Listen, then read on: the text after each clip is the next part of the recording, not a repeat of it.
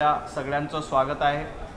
महाराष्ट्र प्रदेश भाजपचे अध्यक्ष आमचे नेते आदरणीय चंद्रशेखरजी बावनकुळे, मनीषाताई या ठिकाणी उपस्थित आहेत। मी आपल्या सगळ्यांचं स्वागत करतो। आदरणीय बावनकुळे साहेबांना विनंती करतो की आपण या पत्रकार परिषदेला संबोधित करावं। काल महाराष्ट्रामध्ये इर्शालवाडीमध्ये जी दुर्घटना झाली आणि 16च्या वर नागरिक मृत्युमुखी पडले, अजूनही बचाव कार्य सुरू आहे। संपूर्ण महाराष्ट्राला दुःख देणारी घटना आहे। भारतीय जनता पार्टी परिवार या संपूर्ण घटनेमध्ये सहभागी आहे। मदत कार्य, बचाव कार्यामध्ये आमचे सर्व पक्षाचे कार्यकर्ते काम करतात आहे। महाराष्ट्राच्या सरकारने सुद्धा काल तर माननीय महाराष्ट्राचे मुख्यमंत्री एकनाथ शिंदेजी, राज्याचे मंत्री गिरीश महाजनजी इर्शालवाडीमध्ये ज्या घटनास्थळी जाऊन आले। महाराष्ट्राचे उपमुख्यमंत्री देवेंद्र फडणवीसजींनी काल दिवसभर या घटनेच्या संदर्भाने आपलं सर्व कामकाज बाजूला सारून त्या ठिकाणी संपूर्ण मदत प्रशासनाची व्हावी याकरता काळजी घेतली। माननीय अजितदादांनी स्वतः त्या ठिकाणी वॉर रूममधनं, मंत्रालयातनं प्रशासकीय संपूर्ण बाब ही नियंत्रणात आणली आणि सरकार म्हणून ज्या पद्धतीने एकनाथजी, देवेंद्रजी आणि अजितदादा या तिघांनी त्या ठिकाणी काम सुरू केलं आणि मला वाटतं की जे काही जीव वाचवायचे त्या ठिकाणी आहेत ते कार्यही त्या ठिकाणी करण्याचा प्रयत्न झाला। आजही बचाव कार्य त्या ठिकाणी सुरू आहे। खरं तर या महाराष्ट्राकरता, आमच्या सर्वांकरता, तुमच्याकरता अत्यंत दुःखाची घटना आहे आणि म्हणून भारतीय जनता पक्षाने उद्याच्या जो माननीय देवेंद्रजी फडणवीस यांचा वाढदिवस आहे, जन्मदिवस आहे, त्या दिवशी या महाराष्ट्रात कुठेही बॅनर, पोस्टर, आतिषबाजी, जाहिराती, फलके न लावता संपूर्ण महाराष्ट्रामध्ये भारतीय जनता पार्टी सेवा दिन म्हणून साजरा करत आहे। सेवा दिनामध्ये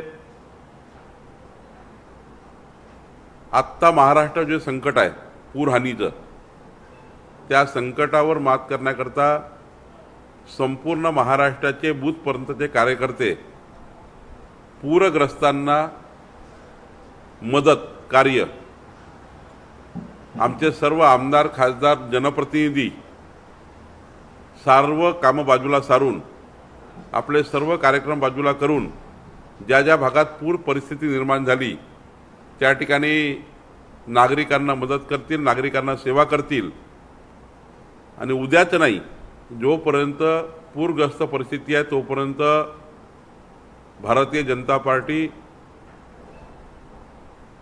सेवेच्या रूपाने रस्त्यावर असेल। या ठिकाणी राज्यभर आरोग्य शिबिरं घेतले जातील। कृत्रिम अवयवाचं त्या ठिकाणी वितरण केलं जातील। नेत्रदानाचे शिबिरं त्या ठिकाणी आयोजित केले जातील। चष्मे वाटपाचे शिबिरं आयोजित केले जातील। मोठ्या प्रमाणावर रक्तदान शिबिरं आयोजित केले जातील। आरोग्य सेवा ही या ठिकाणी प्रथम प्राधान्याने उद्यापासून आम्ही सेवा दिन म्हणून करणार आहोत।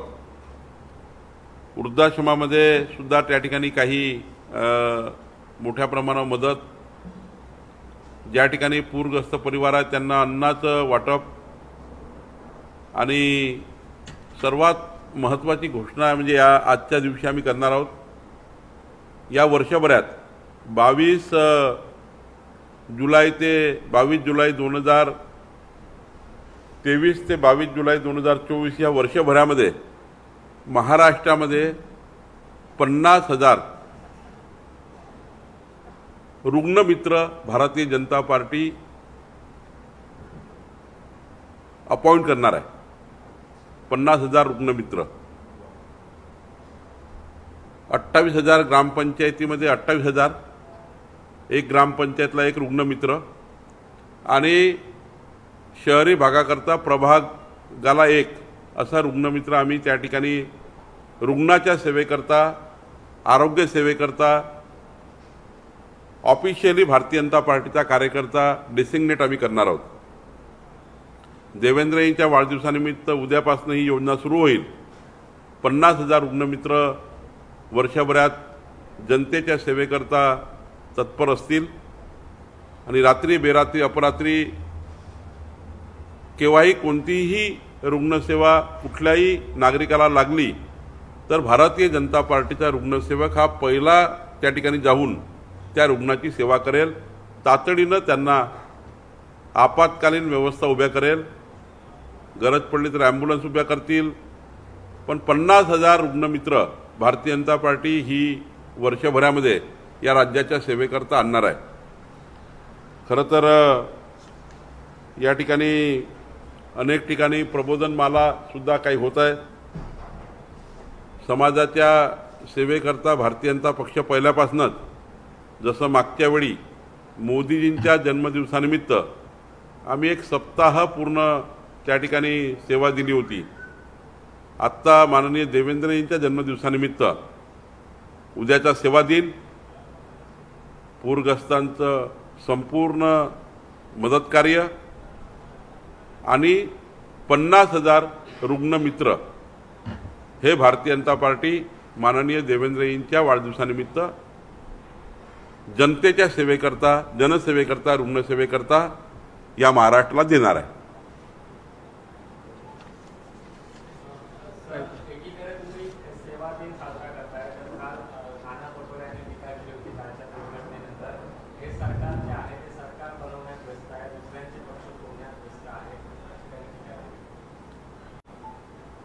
ज्यांच्या बुद्धीमध्ये दिवसभर राजकारण आहे त्यामुळे ते राजकारणाच्याच गोष्टी करणार। भारतीय जनता पार्टीचे संस्कार हे समाजाच्या शेवटच्या दीनदलित दुबळ्या व्यक्तींचं कल्याण करण्याचे आहे। समाजाचा शेवटचा व्यक्ती हाच अंत्योदय आहे, आणि अंत्योदयाचा विचार हा जो पंडित दीनदयाल उपाध्यायांनी आम्हाला दिला आहे, हा आमच्या पक्षाच्या कार्यकर्त्याच्या रक्तारक्तामध्ये गेलेला आहे। आमचा पक्षाचा कार्यकर्ता हा पंडित दीनदयाल उपाध्यायाच्या जीवनचरित्राच्या आधारावर, उपदेशावर काम करणारा कार्यकर्ता आहे, आणि आमचे लोकप्रतिनिधी सुद्धा जे निवडून आले आहेत ते याच भावनेने काम करणारे आहे। त्यामुळं ज्यांना राजकारण दिसतं त्यांना राजकारण लखलाप, पण भारतीय जनता पार्टी आज माननीय देवेंद्रजींच्या वाढदिवसानिमित्त 50,000 रुग्णमित्र या महाराष्ट्राला देण्याचा निर्णय करत आहे।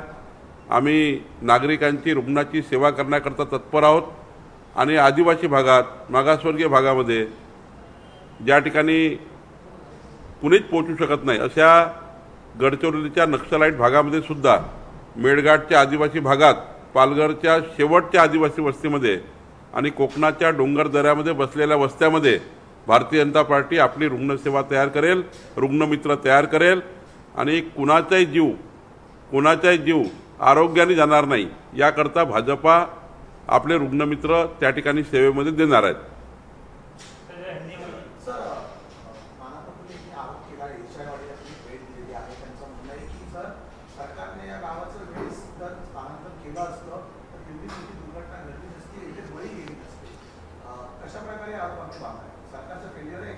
असं आहे, 1 मे 1960ला महाराष्ट्राची निर्मिती झाल्यानंतर एकूण सरकारच्या कार्यकाळामध्ये मोठा कार्यकाळ काँग्रेस पार्टीच्या सरकारचा राहिला आहे.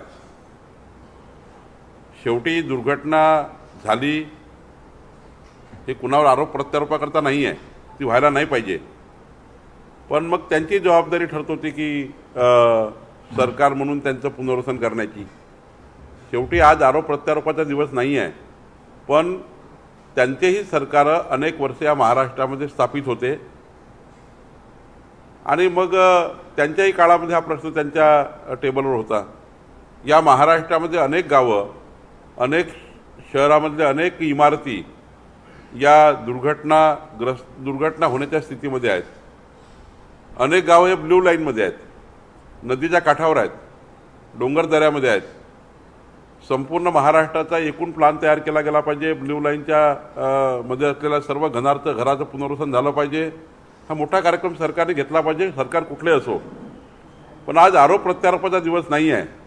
नाना पटोलेजी, जरा तुम्ही सुद्धा महाराष्ट्राच्या सरकारमधले कितीतरी वेळा प्रतिनिधी होते किंवा तुमचे काँग्रेसचे लोक होते, तेव्हा तुम्हाला विचार करता आला असता.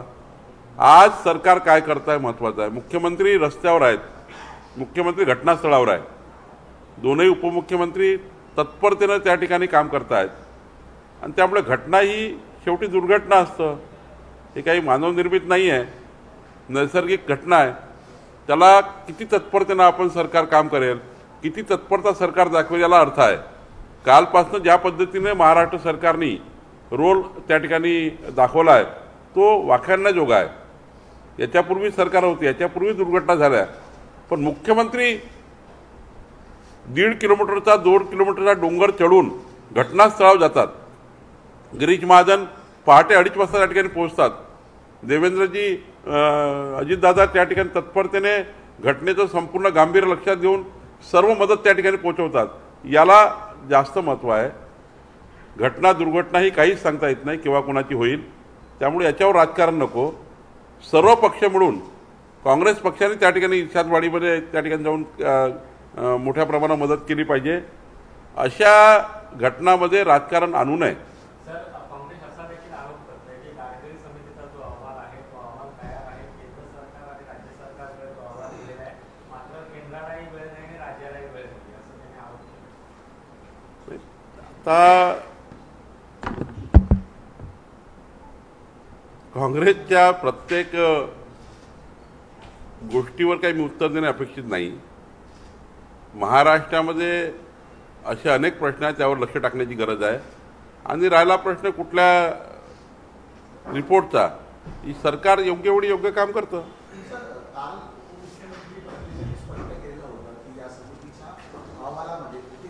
या गावाचा उल्लेख नव्हता आणि सातत्याने हवामान बदलामुळे ज्या ठिकाणी आता ही दुर्घटना घडली ते कुठेही भूस्खलनाच्या यादीमध्ये नव्हतं. आणि यावर जेव्हा त्यांना प्रश्न विचारला त्यांचं म्हणणं होतं की आपण आता वेगवेगळ्या पूर्ण गावाचं सर्वेक्षण पुन्हा एकदा करत आहोत. तर ही बाब विधानसभेमध्ये उत्तर दिल्यानंतर बाहेर जाऊन वेगळे स्टेटमेंट करून काँग्रेस आत्ताच्या वेळेला दुर्घटनेचं राजकारण करते. काँग्रेस पार्टीचं आयुष्य आणि काँग्रेस पार्टीचा विचार आणि काँग्रेस पार्टीची स्थिती ही अशीच आहे. जनतेला कन्फ्यूज करून मताचं राजकारण करणे, जनतेला कन्व्हिन्स करून सेवा कार्य करून काँग्रेसने कधीच आपला पक्ष वाढवला नाही. काँग्रेसने स्वातंत्र्यानंतर अनेक वर्षे का राजकारण केलं. काँग्रेस पार्टीने जनतेला कन्फ्यूज करूनच मतदान घेतलेलं आहे. कुठल्याही घटनेचं राजकारण करणे, कुठल्याही घटनेला त्या ठिकाणी त्यांची तत्परता दाखवतं. आता ज्याप्रमाणे इर्सालवाडीत झाला आहे, का काँग्रेस पार्टी त्या ठिकाणी जाऊ शकली नाही? त्यांनी सेवा कार्य करायला पाहिजे. घटना झाली आहे, ती घटना आता पुन्हा होणार नाही या महाराष्ट्रात याची काळजी सरकार घेईल, पण झाली आहे. त्या घटनेमध्ये सर्वपक्षीय लोकांनी एकत्र येऊन या घटनेमध्ये काय रुग्णांना मदत करता येईल, काय त्या ठिकाणी मृतदेह त्या ठिकाणी आहेत त्या ठिकाणी काय करता येईल. म्हणजे आज ज्या पद्धतीने राज्य सरकार किंवा आमचे पक्ष हे पूर्ण त्या ठिकाणी खाली उतरून या घटनेला, दुर्घटनेमध्ये झालेल्या जखमींना पूर्ण सहकार्य करताय. सहकार्याची भूमिका या घटनेमध्ये असली पाहिजे. या घटनेचं राजकारण नको. आणि काँग्रेस पार्टीचं हे नेहमीच संभ्रमाचं कन्फ्युजनचं राजकारण राहिलेलं आहे. त्यांचं राजकारण त्यांना लकलाभ आहे. सर, मनसेचे अमित ठाकरे, मनसेचे नेते अमित ठाकरे यांनी म्हटलं आहे की आमदारपणामध्ये व्यस्त नसते ही दुर्घटना टाळली असते, अशी टीका केली आहे. तर मी त्यांच्यावर उत्तर देणे मी काही योग्य नाही. आमचे प्रवक्ते बोलतील. सर, 5 दिवस झाले अधिवेशन सुरू झाले, मात्र विधानसभेमध्ये संख्याबळ असूनही काँग्रेसचा विरोधी पक्षनेता ठरत नाही. नेमकं काय? नाही, काँग्रेस पार्टीची स्थिती आज अशी आहे की सर्व नेते आणि सर्व विधानमंडळातले सहकारी संभ्रम व्यवस्थेमध्ये आहे. संभ्रम अवस्था आहे. जे मी बघितलं आहे, संशयाचं वातावरण आहे. कोण केव्हा कुठं जाईल याची गॅरंटी कुणी कुणाला नाही, असं वातावरण सभागृहात आहे. त्यामुळं सरकारी पक्ष जे काम करत आहे, सरकारी पक्ष जे कायदे सभागृहात आणतात आहे त्यावर चर्चा करत नाही आहे. काहीच ताळमेळ कुणात नाही. त्यांच्या संसदीय बैठक, त्यांच्या विधानमंडळातल्या बैठकी होत नाही. विधानमंडळातले विरोधी पक्षातले जे काही 4-5 नेते उरलेले आहेत ते आपसात काही बसत नाही. आपण बघताय की सभागृहामध्ये विरोधी पक्ष हा सभागृहातच नाही आहे. काय बोलावं, काय मांडावं, कारण इकडे 3-3 लोक, 3-3 मोठे नेते, मोठं व्हिजन असलेलं नेतृत्व एकनाथजी, देवेंद्रजी आणि अजितदादा समोर आहे सरकारी पक्षामध्ये. आणि विरोधी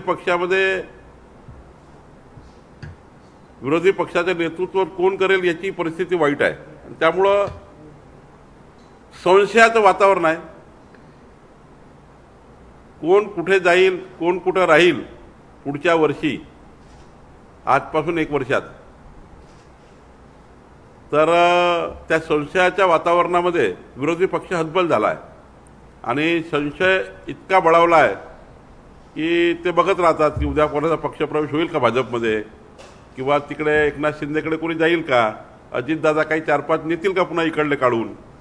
तर या भूमिकेत ते विरोधी पक्ष आहे. त्यामुळं मला वाटतं की पुढच्या नागपूरच्या अधिवेशनापर्यंत आणि पुढच्या जुलैच्या अधिवेशनापर्यंत राहिलेल्या 78 मधले किती तिकडे राहतील मला याचं शंका आहे. माझा डोळा खुणावर नाही आहे, पण ज्या पद्धतीने संशयाचं वातावरण विरोधी पक्षामध्ये आहे, सर्व गुपचूप बसलेले आहेत, कोणी कोणासोबत बोलायला तयार नाही आहे, पारिवारिक वातावरणही त्या ठिकाणी राहिलं नाही आहे, असंबंध स्थिती झालेली आहे. सरकार प्रचंड ताकदीने जनतेच्या सेवेकरता तत्पर झाला आहे. मोठ्या प्रमाणावर देवेंद्रजींनी जे बजेट मांडलं होतं 9 मार्च 2023ला, त्या बजेटची अंमलबजावणी सुरू झाली आहे. समाजाच्या शेवटच्या व्यक्तीच्या कल्याणाची भूमिका सुरू झाली आहे.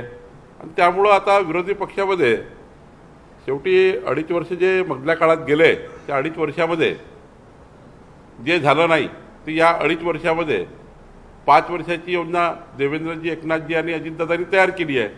आणि त्यामुळं मला वाटतं विरोधी पक्षामध्ये खूप लोक तुम्हाला इकडे आलेले दिसतील.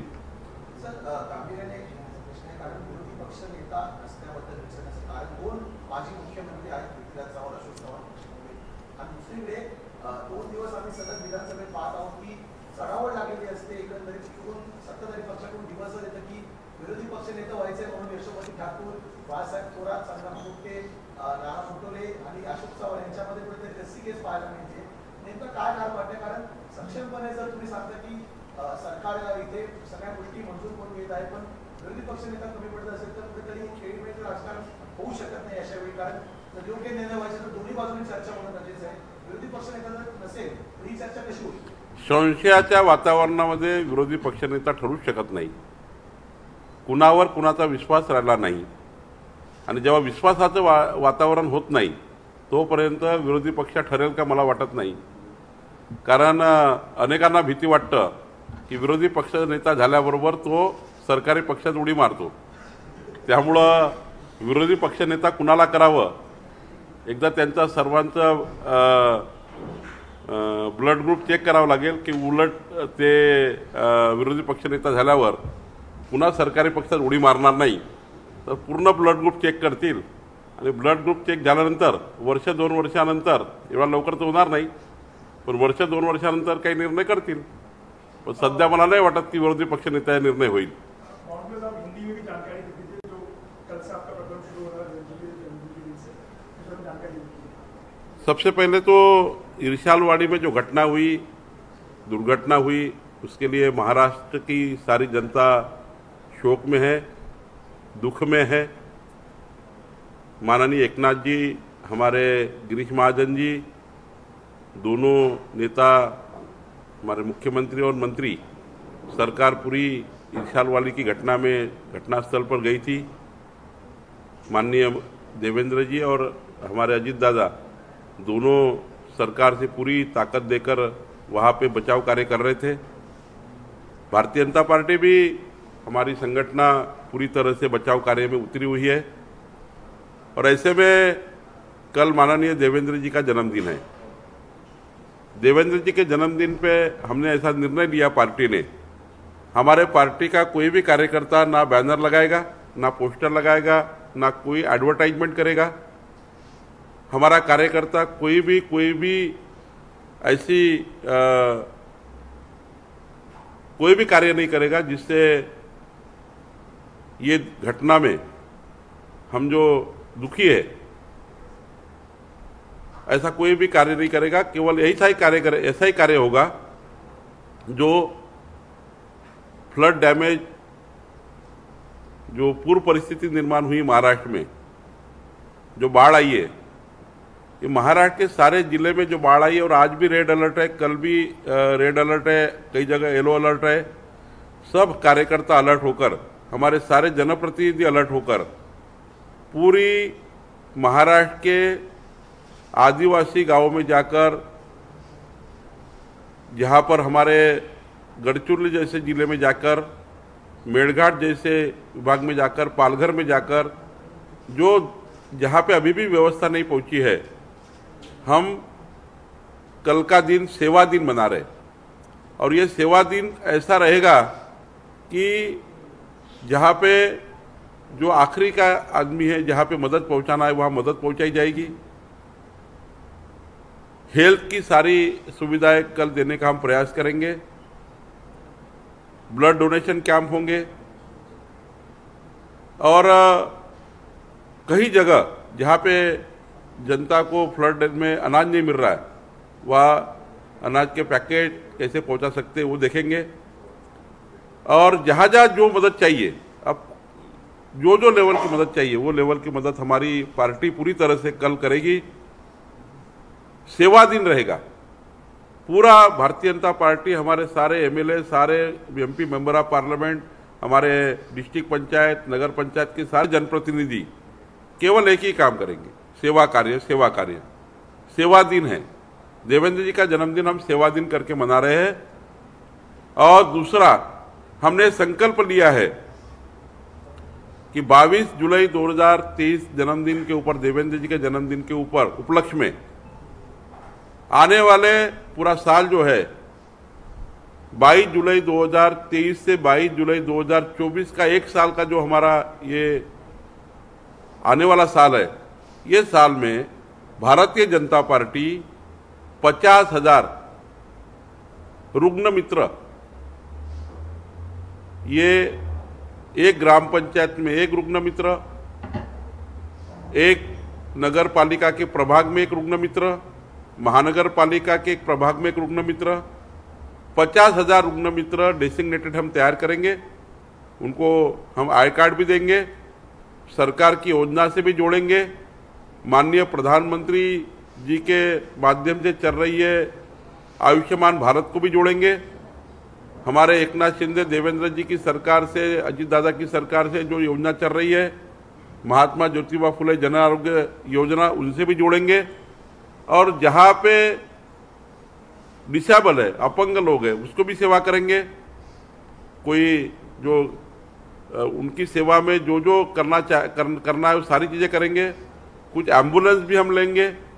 और ऐसे में महाराष्ट्र में ये साल भर में 50,000 रुग्ण मित्र भारतीय जनता पार्टी देवेंद्र जी के जन्मदिन के ऊपर हम अपॉइंट करेंगे और हमारे महाराष्ट्र की सेवा करने के लिए, गरीब आदमी की सेवा करने के लिए, समाज का जो आखिरी आदमी जहां अभी भी सरकार पहुंची नहीं है, जहां सरकार जाने से पहले भारतीय जनता पार्टी वहां पहुंचकर उस हेल्थ पहुंचाने का काम करेगी। क्योंकि हमारा जो संस्कार है भारतीय जनता पार्टी का, ये संस्कार पंडित दीनदयाल उपाध्याय जी के अंत्योदय को लेकर है। हम संस्कार से चलने वाले हैं। राजनीति एक तरफ ठीक है, लेकिन हमारा जो ब्लड है वो संस्कार का ब्लड है, हमारा सेवा का ब्लड है। तो हम जो सेवा करेंगे वो सेवा पूरे एक साल के अंदर 2022 में जब जन्मदिन देवेंद्र जी का आएगा 22 जुलाई 2024, तब तक 50,000 हमारे रुग्ण मित्र इस महाराष्ट्र में जनता की सेवा में होंगे। सर 16 महीने हो गए मुंबई की महानगरपालिका के नगर सेवकों की निष्क्रिय पद होकर की।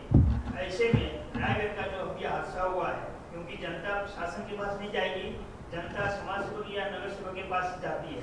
ऐसे में अगर कोई बड़ा हादसा हो जाए मुंबई के अंदर में, तो उसका जवाबदार कौन? देखिए, प्रशासन पूरी तरह से काम कर रहा है। हमारी महाराष्ट्र की सरकार पूरी अलर्ट है। हमारी सरकार ने पूरी तरह से सारी व्यवस्था की चुकी है। रह गया चुनाव का प्रश्न। चुनाव का जो इशू है वो सुप्रीम कोर्ट में है। कोर्ट का जब ऑर्डर आएगा तब निश्चित रूप से सरकार सामने जाएगी या चुनाव आयोग सामने जाएगा। Thank you. चला बाबा।